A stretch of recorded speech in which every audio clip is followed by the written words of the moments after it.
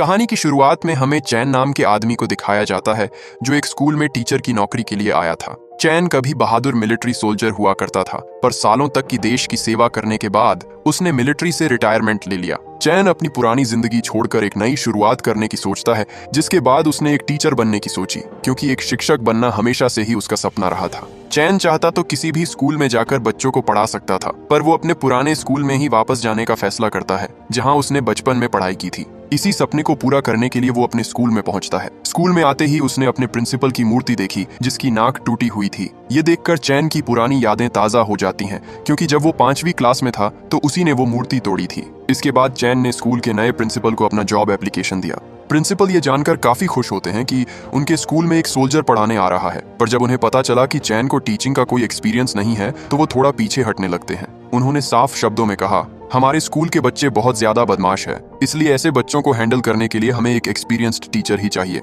उसे ये नौकरी देना मुश्किल था, पर तभी चैन ने उन्हें अपना रिकमेंडेशन लेटर दिखाया, जिस पर एक बड़े अधिकारी के साइन थे। उस लेटर को देखकर प्रिंसिपल के पसीने छूट जाते हैं। अब वो चाहकर भी चैन को इस नौकरी के लिए मना नहीं कर सकता था। हालांकि प्रिंसिपल ने उसे कुछ कंडीशंस बताई।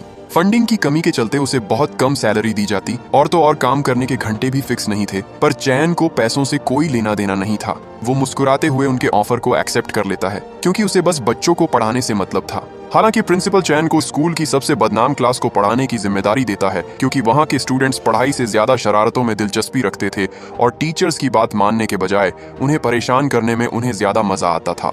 इसके बाद हमें ली नाम के एक बहुत बड़े रियल एस्टेट माफिया को दिखाया जाता है, जो लोगों की जमीनों को जबरन सस्ते में खरीद कर उन्हें महंगे दामों में बेच दिया करता था। इस बार उसकी नजर उस स्कूल की जमीन पर थी। वो किसी भी तरह उस स्कूल को बंद करवाना चाहता था, ताकि वो वहां की जमीन हथिया कर वहां एक बड़ा शॉपिंग कॉम्प्लेक्स बनवा सके। पर उसे अंदाजा भी नहीं था कि स्कूल में किसने कदम रखा है।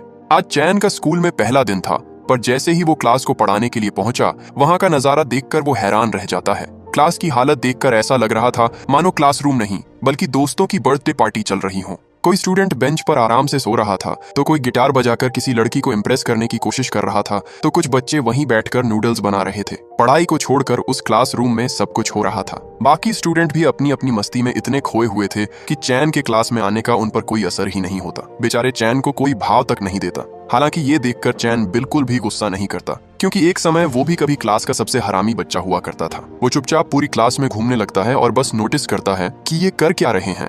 उसने जब उस मैगी वाले लड़के को मैगी में मसाले के 2 पैकेट्स डालते हुए देखा, तो उसने बताया कि इन मसालों में सोडियम की मात्रा बहुत ज्यादा होती है। अगर ऐसी ही चटपटी मैगी बनाओगे तो एक दिन दिल छुट्टी पर चला जाएगा। हार्ट अटैक से बचना चाहते हो तो सिर्फ आधा पैकेट मसाला ही डाला करो। फिर वो गिटार बजा रहे लड़के से बोलता है, इतना अच्छा बजा रहे हो, उम्मीद है लड़की इम्प्रेस हो जाएगी।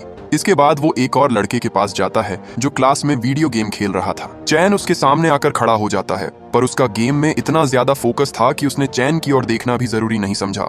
चैन उसे मोबाइल से निकलने वाले रेडिएशन के नुकसान के बारे में बताने लगता है, पर लड़के के कान पर जूं तक नहीं रेंगती। एक लड़का क्लास में घोड़े बेचकर सो रहा था, पर जैक ने उसके कान में इतनी जोर से गुड मॉर्निंग बोला कि उसकी नींद उड़ गई। कोई और टीचर होता तो क्लास में आते ही चिल्लाने लगता, पर चैन के इस अनोखे अंदाज को देखकर सभी स्टूडेंट्स का अटेंशन उसकी तरफ जाने लगता है। चैन मुस्कुराते हुए अपना इंट्रोडक्शन देता है। उसने बोर्ड पर चाइनीज में अपना नाम और नंबर लिखा, पर चाइनीज में उसकी लिखावट इतनी बेकार थी कि पूरी क्लास उस पर हंसने लगती है। उन्होंने उसका मजाक उड़ाते हुए कहा, इससे अच्छा तो एक 4 साल का बच्चा लिख लेता है। चैन को लगा था जब बच्चों को जरूरत पड़ेगी तभी वो फोन करेंगे, पर उसे क्या पता था कि उसके नंबर का उद्घाटन एक प्रैंक कॉल से होने वाला है। तभी एक शरारती स्टूडेंट उसके लिखे नंबर पर कॉल करता है और मजाक में कहता है, अगर अपनी इज्जत बचानी है तो चुपचाप ये क्लास छोड़कर चले जाओ। उसने पीछे मुड़कर देखा तो सब अपना फोन लिए खड़े थे। अब वो कैसे पता करता किसने उसे फोन करके ये धमकी दी थी। बच्चों ने उसके पर्सनल नंबर को मस्ती करने का हेल्पलाइन नंबर बना दिया था, पर इस बात को गंभीरता से लेने के बजाय वो हंसकर इसे टाल देता है। उसे बिल्कुल भी परेशान न देखकर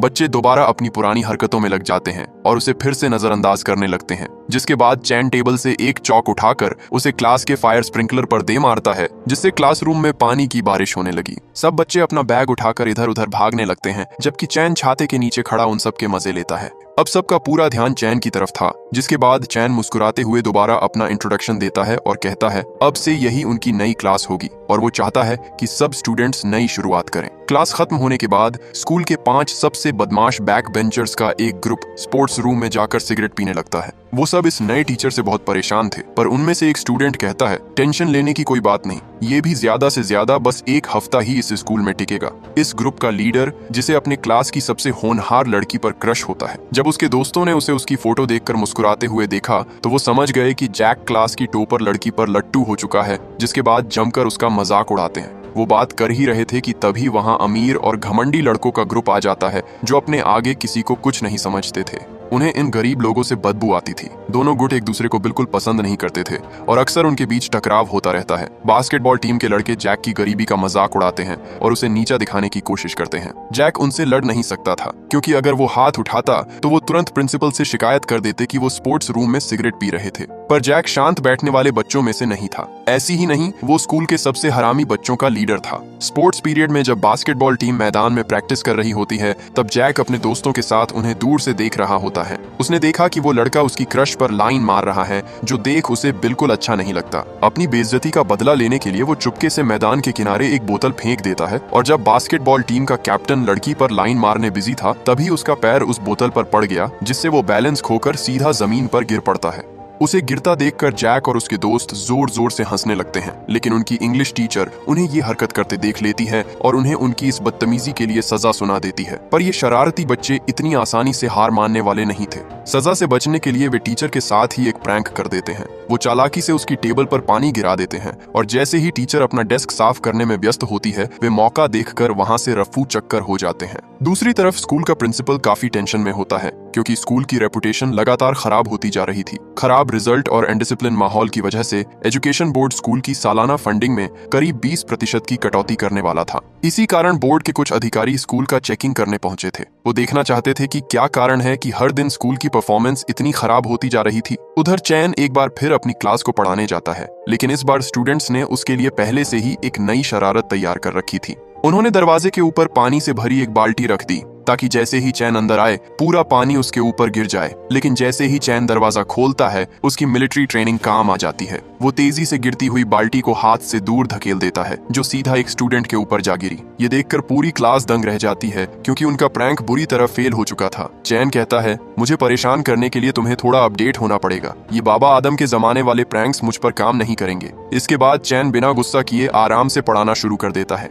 उसे पता चला था कि उसकी क्लास के कुछ स्टूडेंट्स चोरी छिपे सिगरेट पीते हैं। अचानक उसकी नजर जैक पर पड़ती है और वो उससे सिगरेट का पैकेट मांगता है। चैन पहले ही समझ चुका था कि जैक स्मोकिंग करता है, पर वो उसे सिगरेट छोड़ने के ऊपर लेक्चर नहीं देना चाहता था। जैक थोड़ी झिझक के बाद अपना पैकेट उसे दे देता है और मन ही मन सोचने लगता है कि आखिर ये नया टीचर करने क्या वाला है। चैन पैकेट से एक सिगरेट निकालता है और क्लास के स्टूडेंट्स से सवाल पूछता है, क्या कोई बता सकता है कि सिगरेट बनाने में कौन कौन से 3 इंग्रेडिएंट्स इस्तेमाल होते हैं? बच्चों को उसके सवाल का जवाब देने में कोई दिलचस्पी नहीं थी, जिसके बाद चैन इस खेल को और इंटरेस्टिंग बना देता है। वो कहता है, जो भी इस सवाल का सही जवाब देगा वो बिंदास आज की क्लास को छोड़कर जा सकता है, वो उसे नहीं रोकेगा। क्लास बंक करने का नाम सुनते ही अचानक ही सबके कान खड़े हो गए। जैक के ग्रुप का एक लड़का फट से चैन को उस सवाल का जवाब दे देता है, जिसके बाद चैन ने वादे के मुताबिक उसे जाने दिया। उसे जाता देख बाकी के स्टूडेंट्स भी एक्साइटेड हो जाते हैं। वो डेस्क बजाकर शोर मचाने लगते हैं, क्योंकि उन्हें क्लास छोड़कर घर जाने का मौका मिलना चाहिए था। चैन उनकी इस एक्साइटमेंट का फायदा उठाकर एक एक करके सभी स्टूडेंट्स को सिगरेट थमा देता है।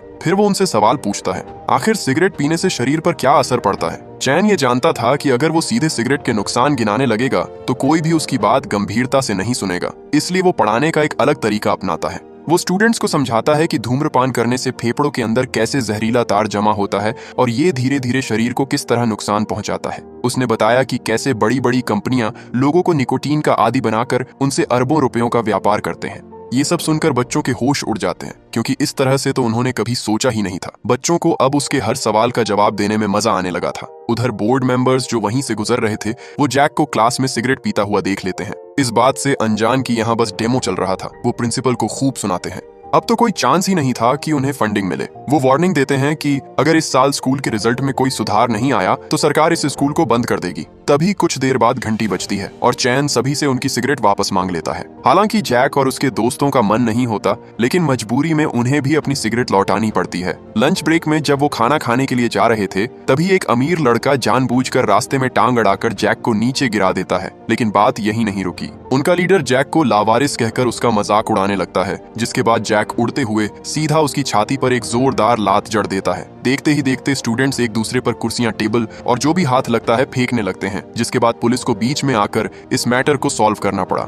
इस हंगामे के बाद स्कूल फैसला करता है कि चैन की क्लास के उन 5 स्टूडेंट्स को सस्पेंड कर दिया जाए, क्योंकि ऑफिसर्स का मानना था कि लड़ाई की शुरुआत उन्होंने की थी। बाद में जब चैन प्रिंसिपल के ऑफिस से बाहर निकलता है तो वो देखता है कि जैक अब भी उन्हीं स्टूडेंट्स से भिड़ने की कोशिश कर रहा है। उन्हें रोकने के लिए वो खुद बीच में कूद पड़ा और जैक को समझाया कि लड़ाई इस प्रॉब्लम का सॉल्यूशन नहीं है। पर जैक कहता है ये स्कूल कभी भी सबके साथ बराबरी का व्यवहार नहीं करता। उसके मुताबिक अमीर परिवारों के बच्चों को हमेशा बचा लिया जाता है, जबकि गलती चाहे किसी की भी हो, सजा हमेशा गरीब स्टूडेंट्स को मिलती है। चैन कहता है अगर तुम्हें लगता है कि तुम इन सबसे बेहतर हो तो साबित करो, इस तरह किसी पर हाथ उठाने से कुछ हासिल नहीं होने वाला। उसकी रिक्वेस्ट पर स्कूल उन्हें एक और मौका देने को तैयार था, पर कंडीशन ये थी कि सस्पेंड किए हुए बच्चों को एक माफीनामा लिखना होगा कि वो दोबारा ऐसा कुछ नहीं करेंगे। जैक के सारे दोस्त अपने फ्यूचर को ध्यान में रखते हुए माफीनामा लिख देते हैं, पर जैक किसी से माफी नहीं मांगने वाला था। वो अगले दिन से स्कूल आना ही बंद कर देता है। एक शाम स्कूल खत्म होने के बाद चैन जैक और उसके दोस्तों की फाइलें निकालता है ताकि वो उनकी जिंदगी और परेशानियों को बेहतर तरीके से समझ सके।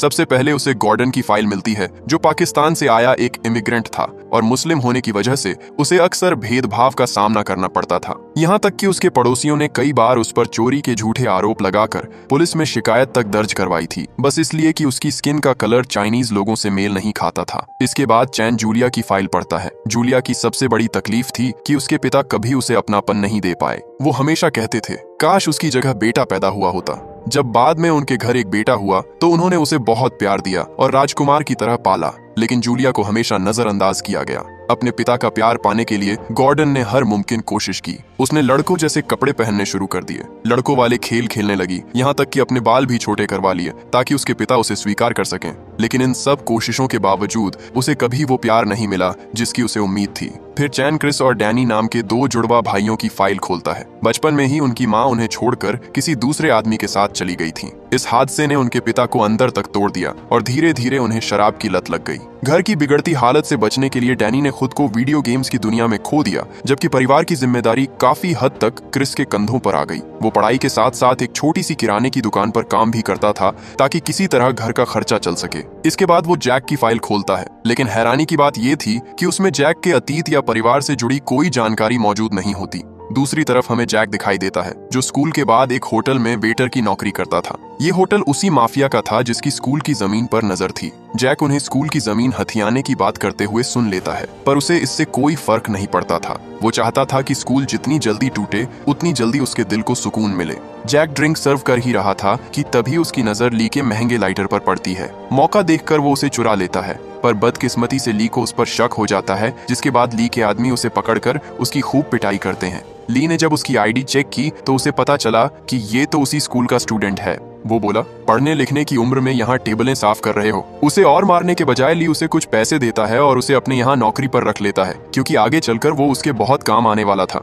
इसी बीच चैन एक एक कर स्टूडेंट्स से मिलना शुरू कर देता है। सबसे पहले वो गॉर्डन के पास गया। चैन ने उसे कुछ गुंडों से बचाया जो उसके पीछे हाथ धोकर पड़े हुए थे। उसे पता चला कि लोग बचपन में उसका मजाक उड़ाया करते थे, इसलिए उसे स्टेज पर जाने से डर लगता था। पर चैन ने देखा कि पास में ही एक आदमी गाना गा रहा था। वो उसका माइक लेकर बेसुरी आवाज में गाना गाने लगा। वो बोला, अगर मेरे जैसा आदमी इतने लोगों के सामने गा सकता है तो तुम क्यों नहीं। चैन को इतने कॉन्फिडेंस के साथ लोगों के सामने देख गॉर्डन का हौसला भी बढ़ जाता है, जिसके बाद अपनी झिझक छोड़कर बैंड के साथ शामिल हो जाता है। पहली बार इतने बड़े दर्शकों के सामने परफॉर्म करके उसे बेहद खुशी महसूस होती है, जिससे उसका डर हमेशा के लिए छूमंतर हो गया। दूसरी ओर ब्रूस और क्रिस की जिंदगी में परेशानियां लगातार बढ़ती जा रही थीं। एक रात उनके पिता नशे की हालत में उनसे अपने लिए शराब लाने को कहते हैं, लेकिन दोनों भाई साफ मना कर देते हैं। ये सुनकर उनके पिता भड़क जाते हैं और गुस्से में उन्हें घर से बाहर निकालने की धमकी देने लगते हैं। अगले दिन चैन उनके पिता से मिलने जाता है और उन्हें समझाता है कि एक पिता होने के नाते उनकी जिम्मेदारियां भी हैं। वो उन्हें सलाह देता है कि अगर वे सच में अपने बच्चों की जिंदगी बेहतर बनाना चाहते हैं तो उन्हें शराब छोड़कर कुछ वक्त के लिए नशा मुक्ति केंद्र में चले जाना चाहिए।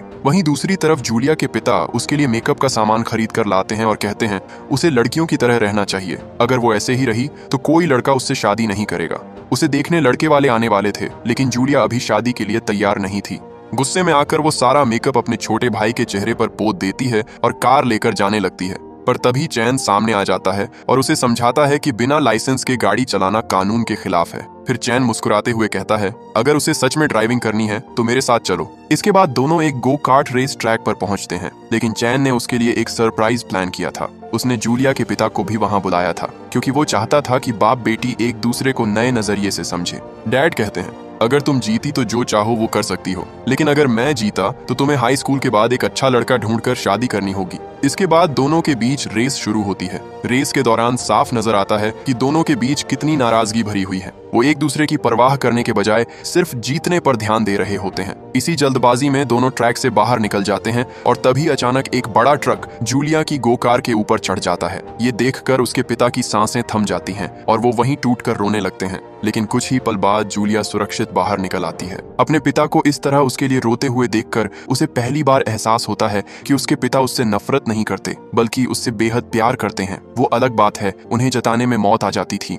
उधर हम क्रिस और डैनी के डैड को देखते हैं। रिहैब में जाने की वजह से उनकी शराब पीने की आदत में काफी सुधार आ चुका था। वो अपने बेटों से माफी मांगते वक्त काफी इमोशनल हो जाते हैं। वो वादा करते हैं कि आइंदा वो कभी शराब को अपने परिवार से ऊपर नहीं रखेंगे। दोनों बेटे भी उन्हें माफ कर देते हैं और सालों बाद उनका परिवार फिर से एक हो जाता है। उधर हम जैक को देखते हैं जो ली के लिए काम करने लगा था। ली कहता है इतने कम उम्र में भी तुम काफी समझदार हो, पर सिर्फ समझदार होना काफी नहीं है, तुम्हें मेरी तरह निर्दयी भी होना पड़ेगा। वो उसे परखने के लिए उसे एक नया काम सौंपता है। वो बोला एक बहुत बड़ी MMA फाइट होने वाली है जिसमें मेरा फाइटर लड़ने वाला है। ली चाहता था कि उसका बॉक्सर ये फाइट जानबूझकर हार जाए क्योंकि हारने वाले को ज्यादा पैसे मिलते, पर उसके फाइटर ने ऐसा करने से मना कर दिया। अगर वो जीत जाता तो ली का काफी नुकसान होता, इसलिए वो चाहता था कि अगली फाइट से पहले जैक चुपके से उसकी ड्रिंक में नशीली दवा मिला दे ताकि वो कुछ देर के लिए पैरालाइज हो जाए। जैक ये सब नहीं करना चाहता था, इसलिए वो उसे मना कर देता है, लेकिन ली उससे वादा करता है कि अगर वो उसका काम करेगा तो उसे बदले में ढेर सारे पैसे मिलेंगे, जिसके बाद जैक इस काम के लिए राजी हो गया। उधर चैन जैक के घर पर जाता है जहाँ उसे उसकी बूढ़ी दादी मिली। उसके घर की हालत देखकर साफ पता चल रहा था कि वो अपनी जिंदगी बहुत गरीबी में बिता रहे थे। चैन सच बताकर दादी को और परेशान नहीं करना चाहता था। उसने उन्हें कुछ पैसे दिए और उनसे झूठ कहा कि आपका नाती क्लास में फर्स्ट आया है, ये उसी की स्कॉलरशिप के पैसे हैं। वहीं दूसरी ओर जैक ली के इशारा करने पर चुपके से उस फाइटर की ड्रिंक में ड्रग्स मिला देता है, लेकिन जब वो दवाई की शीशी छुपा रहा था वो उसका ट्रेनर उसे ऐसा करते हुए रंगे हाथों पकड़ लेता है। इससे पहले वो सब सच उगल देता, ली ने उसे पीटना शुरू कर दिया। वो उसके मुंह में ढेर सारा पानी भर देता है ताकि वो किसी को सच ना बता सके। इसके बाद वहां मौजूद लोग उसकी बेरहमी से पिटाई करते हैं और उसे एक लॉकर में बंद कर देते हैं। ली ने सिचुएशन को अच्छे से हैंडल कर लिया था, पर तभी वहां चैन आ जाता है। वो उन लोगों से पूछता है क्या उन्होंने किसी स्कूल के बच्चे को देखा है, लेकिन उनमें से एक आदमी उसे वहां से चले जाने की धमकी देता है। तभी लॉकर के अंदर से जैक के चीखने की आवाज आती है। चैन तुरंत समझ जाता है कि जैक मुसीबत में फंसा हुआ है। वो उन्हें उसे छोड़ने को कहता है, पर बात मानने की बजाय उन्होंने उल्टा चैन पर हमला कर दिया। चैन अकेले उन सब हट्टे कट्टे पहलवानों से फाइट करता है। अपने मिलिट्री ट्रेनिंग की वजह से वो अकेले ही कई लोगों पर भारी पड़ रहा था। आखिर में उसका सामना उनके सबसे ताकतवर MMA फाइटर से होता है। दोनों के बीच जबरदस्त मुकाबला होता है, पर चैन ने उसके मुंह पर क्रीम पोत दी जिससे उसे दिखाई देना बंद हो गया। बस इसी का फायदा उठाकर चैन उसे बहुत मारता है। वो दोनों बुरी तरह घायल हो जाते हैं। सबको लगा उस फाइटर ने चैन को हरा दिया, पर उसे खुद इतनी चोट आई थी कि वो बेहोश हो जाता है। वहां इतनी मारपीट हुई थी कि आखिर में पुलिस को बीच में आने पड़ता है। जैक पुलिस को बताने की कोशिश करता है कि ली ने उसे उस फाइटर को ड्रग देने को कहा था, पर पुलिस उसकी नहीं सुनती और इस केस को वहीं रफा दफा कर दिया जाता है। इसके बाद चैन जैक को उसकी दादी के पास ले गया। वो उसे दिखाता है कि उसकी दादी घर चलाने के लिए कितनी मेहनत करती थी। चैन उसे समझाता है कि तुम्हें अपनी दादी को एक अच्छी जिंदगी देनी है तो पढ़ाई पर फोकस करना होगा। पैसे कमाने के लिए इस तरह के शॉर्टकट्स सिर्फ नुकसान ही देते हैं। जल्द ही ये खबर न्यूज में आ जाती है कि एक टीचर ने अपने स्टूडेंट को बचाने के लिए एक प्रोफेशनल MMA फाइटरों का सामना किया और उसे कुत्ते की तरह पीटा। न्यूज वालों ने लाइव टीवी पर चैन की पिछली जिंदगी का पूरा कच्चा चिट्ठा निकाल डाला। ये खबर पूरे स्कूल में फैल जाती है कि चैन एक एक्स मिलिट्री सोल्जर है और उसने जैक की जान बचाई। जब उन्हें पता चला कि चैन ने इसी स्कूल का स्टूडेंट हुआ करता था तो उसके बारे में और जानने के लिए वो एक अंकल में पास जाते हैं जो बहुत सालों से इस स्कूल में काम कर रहे थे। उन्होंने चैन के बचपन को अपनी आंखों से देखा था। स्टूडेंट को लगा कि उन्हें अपने टीचर के बारे में अच्छी अच्छी बातें जानने को मिलेंगी, पर उन्हें जो पता चला उसे सुनकर वो दंग रह जाते हैं। पता चला कि चैन इस स्कूल का सबसे बदमाश लड़का हुआ करता था। उसके कारनामे सुनकर बच्चों की हंसी रुकने का नाम ही नहीं ले रही थी। हमें एक छोटा सा फ्लैशबैक दिखाया जाता है जिसमें चैन एक दिन स्कूल की सेरेमनी में घोड़े बेचकर सो रहा था, पर उसकी नींद एक लड़के के पियानो बजाने से डिस्टर्ब हो जाती है। उसे चुप कराने के लिए चैन ने उस पर पानी के गुब्बारे फेंकने शुरू कर दिए और उसकी पूरी परफॉर्मेंस खराब कर दी। वो लड़का उसे मारने के लिए उसके पीछे दौड़ा, पर उससे बचते दौरान मूर्ति टूटकर उसके हाथ पर गिर जाती है। उस दिन मूर्ति तो टूटी ही, साथ ही उस बेचारे लड़के का हाथ भी टूट गया जो पियानो बजाता था, जिसके बाद उसे स्कूल से सस्पेंड कर दिया जाता है। उस समय के प्रिंसिपल हर बच्चे में सिर्फ अच्छाई ही देखते थे, इसलिए उन्होंने चैन की भलाई के लिए उसे मिलिट्री स्कूल में दाखिला दिलवा दिया। उस एमएमए फाइटर को हराने के बाद चैन अपने स्कूल में किसी सेलिब्रिटी से कम नहीं था। उसे देखकर सबके चेहरे पर चमक आ जाती है, और तो और उसकी क्लास के बच्चे भी एकदम सुधर चुके थे। आने वाली कॉलेज एंट्रेंस एग्जाम के लिए पूरी क्लास जी जान से मेहनत कर रही थी। हालांकि इन सब के बीच क्रिस अकेला ऐसा स्टूडेंट था जो पढ़ाई पर ध्यान नहीं दे पा रहा था। पता चला कि उसे एक मेंटल डिसऑर्डर था जिसके बारे में उसने किसी को नहीं बताया था। इस डिसऑर्डर में फोकस करने में बहुत दिक्कत होती थी। उसके पास इलाज के पैसे नहीं थे, इसलिए वो लोकल मेडिकल स्टोर पर जाकर वहां से कुछ इलीगल दवाइयां लेता था। इस बात से अनजान की मेडिकल स्टोर वाला उसे दवाइयों के नाम पर ड्रग्स दे रहा था। क्रिस तनाव और अकेलेपन से निकलने के लिए और ड्रग्स लेने लगा था, लेकिन समय के साथ ये आदत उसकी लत बन गई और अब वो चाहकर भी इससे बाहर नहीं निकल पा रहा था। इसी वजह से वो पढ़ाई पर ध्यान नहीं दे पाता था। चैन उसकी हालत को समझ जाता है और उससे वादा करता है कि वो हर हाल में उसकी मदद करेगा, लेकिन हालात सुधरने के बजाय और खराब हो जाते हैं। डिप्रेशन से जूझ रहा क्रिस एक दिन अपने भाई के स्कूल जाने के बाद बालकनी से नीचे कूद जाता है, जिसके बाद उसे तुरंत अस्पताल पहुंचाया जाता है, जहां डॉक्टर बताते हैं कि वो कोमा में चला गया है। उसके सुसाइड की खबर पूरे शहर में आग की तरह फैल जाती है। मीडिया इस घटना को मिर्च मसाला लगाकर पेश करती है और क्रिस की हालत के लिए स्कूल और खासकर चैन को जिम्मेदार ठहराने लगती है। सबको लगने लगा कि उसके पढ़ाने के तरीके में कोई कमी थी, जिस वजह से उस लड़के ने ये कदम उठाया। बढ़ते दबाव के बीच चैन को एजुकेशन बोर्ड के सामने पेश होने के लिए बुलाया जाता है, जहां उसके खिलाफ फैसला सुनाते हुए उसका टीचिंग लाइसेंस कैंसिल कर दिया जाता है। जब वो स्कूल से जा रहा था तो सारे स्टूडेंट्स मिलकर उसे रोकने की कोशिश करते हैं, पर चैन अंदर से पूरी तरह टूट चुका था, जिसके बाद वो वहां से चला जाता है। बच्चों के चेहरे पर मायूसी साफ साफ देखी जा सकती थी, पर सिस्टम से हार मानने की बजाय वो उससे लड़ने का फैसला करते हैं। सारे स्टूडेंट्स डिसाइड करते हैं कि वो आने वाले एग्जाम में शानदार प्रदर्शन करेंगे और एजुकेशन बोर्ड को दिखा देंगे कि उन्होंने चैन के साथ बहुत बड़ी नाइंसाफी की है। बस फिर क्या था, सभी स्टूडेंट्स पहले से भी ज्यादा मेहनत के साथ पढ़ाई में जुट जाते हैं और आखिरकार एग्जाम का दिन आ जाता है। उधर हम ली को देखते हैं, जिसे पता चल जाता है कि बच्चे स्कूल को बचाने के लिए खूब मेहनत कर रहे हैं। उन्हें रोकना जरूरी था, क्योंकि अगर वो पास हो जाते तो उसे स्कूल की जमीन कभी नहीं मिलती। तभी जैक और बाकी स्टूडेंट्स को चैन के नंबर से एक मैसेज मिलता है, जिसमें लिखा होता है कि वो एग्जाम से पहले स्कूल में उनसे मिलना चाहता है। सभी स्टूडेंट्स बिना कुछ सोचे स्कूल पहुंच जाते हैं, लेकिन वहां पहुंचकर उन्हें पता चलता है कि ये सब एक साजिश थी। उधर चैन, जो अमेरिका वापस जाने के लिए पैकिंग कर रहा था, उसे बच्चों के धड़ाधड़ मैसेज आने लगते हैं। ली सभी स्टूडेंट्स को स्कूल के अंदर बंद करके उनके फोन छीन लेता है। उसके गुंडे बाहर खड़े होकर पहरा दे रहे थे ताकि कोई भी बच्चा भाग ना सके। वहीं दूसरी तरफ चैन स्कूल पहुंच जाता है।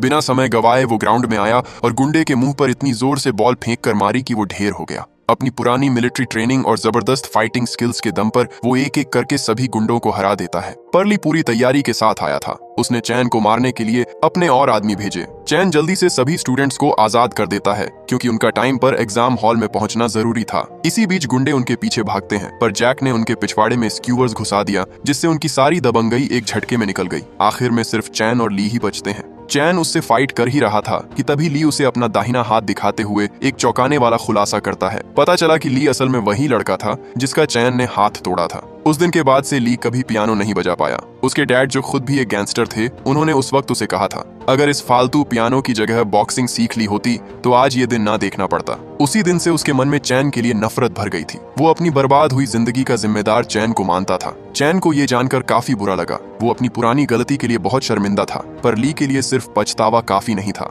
वो चैन पर हमला कर उसे मारने की कोशिश करता है। चैन उससे लड़ना नहीं चाहता था, पर बहुत समझाने पर भी जब वो नहीं माना तो मजबूरन उसे लड़ना ही पड़ा। आखिर में ली ने अपना चाकू निकाल लिया। चैन उससे वो चाकू छीन लेता है और उसे नुकसान पहुंचाने ही वाला था कि एंड मौके पर उसने होश संभाला और वो चाकू अपने खुद के पैर में घोंप दिया। ये देख ली एकदम से चौंक जाता है। चैन वहां से जाने लगता है, पर जाने से पहले वो ली को बताता है कि वो काफी वक्त से उसे ढूंढ रहा था ताकि उससे माफी मांग सके। उसे अपनी गलती का एहसास था और वो उससे दिल से माफी मांगता है, जिसके बाद ली ने उसे माफ कर दिया। दूसरी तरफ बच्चे भी टाइम पर एग्जाम हॉल में पहुंच जाते हैं, जिसके बाद उन्होंने अपना एग्जाम दिया। कुछ हफ्तों बाद रिजल्ट आता है और पूरी क्लास अच्छे नंबरों से पास हो जाती है। उनकी मेहनत की वजह से स्कूल की रैंकिंग बढ़ जाती है और एजुकेशन बोर्ड स्कूल को 20% ज्यादा फंडिंग देने का फैसला करता है। उधर हम ली को देखते हैं जो सब कुछ भूलकर दोबारा पियानो बजाना शुरू कर देता है, जबकि क्रिस भी धीरे धीरे ठीक होने लगता है और अगली बार एंट्रेंस एग्जाम देने का वादा करता है। चैन के सारे बच्चे पास आउट होकर यूनिवर्सिटीज में चले जाते हैं, जिसके बाद उनकी क्लास में नए बच्चों का बैच आया। ये नए बच्चे भी बहुत शरारती थे, जिसके बाद चैन उनका वैसे ही स्वागत करता है जैसा उसने बाकियों का किया था। आखिर में हमें दिखाया जाता है कि चैन अपने प्रिंसिपल की टूटी हुई नाक वापस जोड़ देता है। चैन उन्हें अपना आदर्श मानता था और वो हमेशा से उन्हीं की तरह बनना चाहता था। उन्होंने उसके लिए जो कुछ भी किया उसके लिए वो उनका हमेशा शुक्रगुजार रहेगा। और इसी के साथ ये कहानी यहीं पर खत्म हो जाती है। उम्मीद करता हूँ कि ये मूवी आपको पसंद आई होगी। Thank you for watching.